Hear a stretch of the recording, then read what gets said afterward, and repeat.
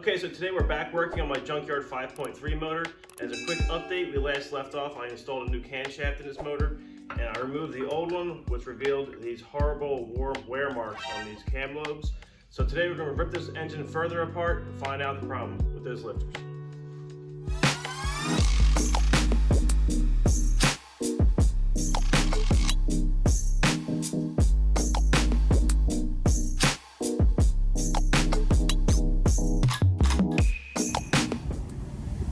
We're going to start by breaking down the engine and removing the intake, timing cover, coolant crossover pipe,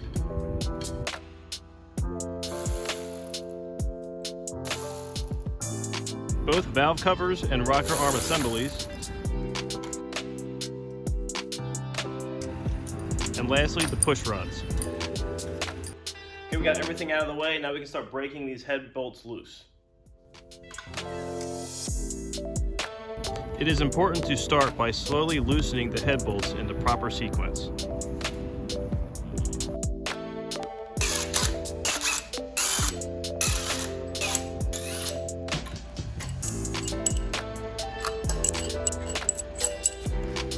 Okay, the head's ready to come off. Let's hope everything looks all right in there and there's no more trouble. See how this goes.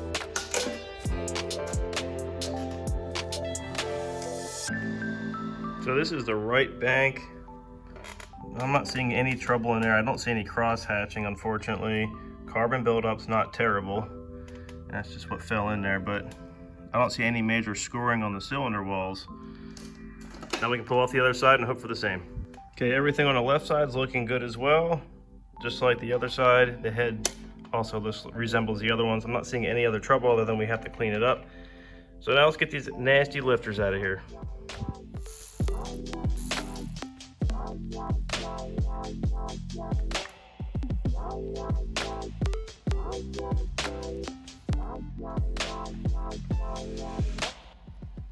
Okay, so let's have a closer look at the suspected problem. So we thought the lifters were bad because it was eating up that cam. Now all these came out really well, none were stuck in there. Now I had two bad cam lobes on the cam that we took out of here. So we have two worn out looking rollers that we took out. So this is little freckles right there. You can actually feel them on your fingers. Just a few spots all the way around. And again on the second one here, it's even less damage on it. A little bit on the edge. The bearings all still feel good in all of these. And the other concern is that we were all talking with these LS motors that these lifter trays, if you have any twist, you can see these are my old lifter trays, and there's no rotation in any of these lifters. So they're all fitting in there nice and snugly. It's just the metal itself has given up over time. So I went and got the mating surfaces cleaned up on both the heads as well as all the black surfaces, and cleaned up really well, luckily. So now we can move on and show you all the parts that I got to move forward. So first up, we have some Felpro head gaskets, the Felpro head bolt kit. I also got a milling oil pump because might as well do that while we're in here. And most importantly, we have the Summit LS7 lifter kit, which comes with the new version or style of lifter trays. Lastly, I have this new TOPDON jump starter kit. This is going to work out perfect when I get this motor back together. We're going to crank it up with this and do a compression test on all the cylinders. I'll leave a link in the description below for this TOPDON Jumper Box, as well as a discount code for an additional 5% off. So go get you one.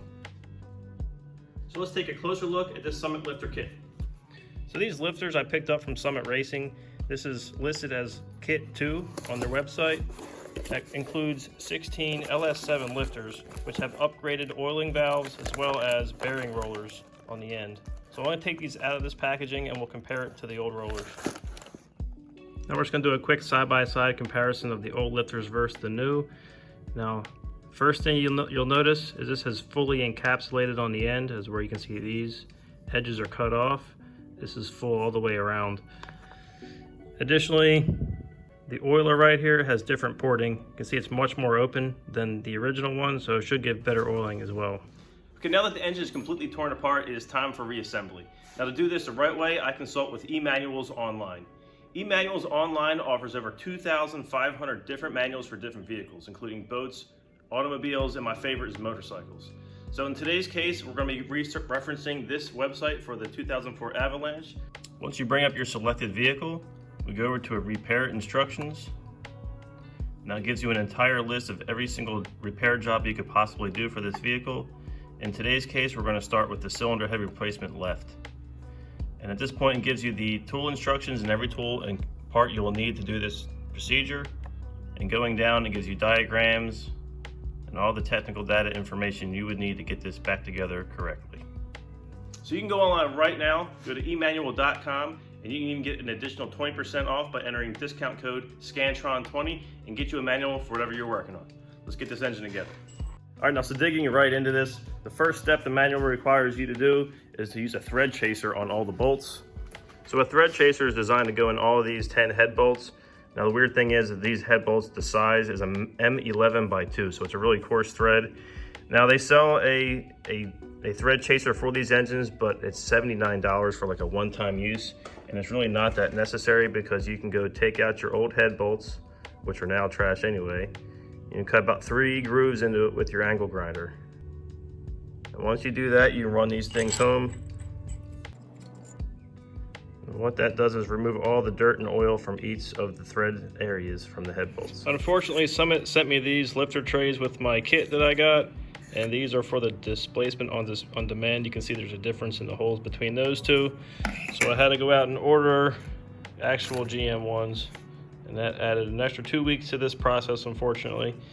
So now I can go ahead, get these lifters installed in here, and get these in the car.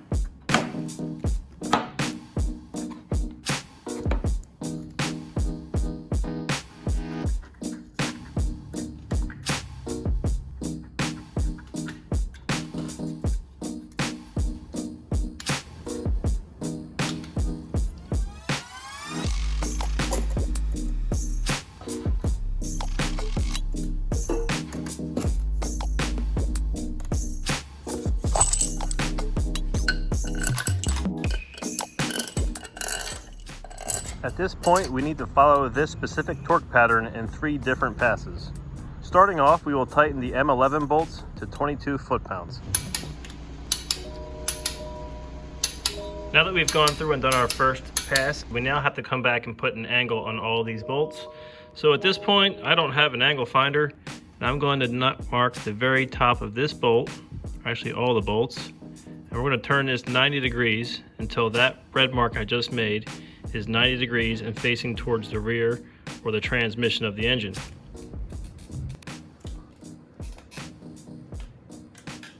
All of my red marks are now over 90 degrees all the way across, following the same tightening pattern, and again all the way along the bottom. Now we're going to repeat the process, and we're going to get this mark another 90 degrees, and now it's going to face straight down. So here we are after the third pass. You can see these are all facing down now. So they've gotten the full 180 degrees, except for 9 and 10 over here. These need to get 50. So these get turned to a 50 degrees. So I'll show you how I'm gonna do that. So to properly measure this 50-degree angle we have to turn this, I'm gonna use my Klein digital angle finder. So I'm just gonna zero this thing out. And from here, we're gonna turn this to 50.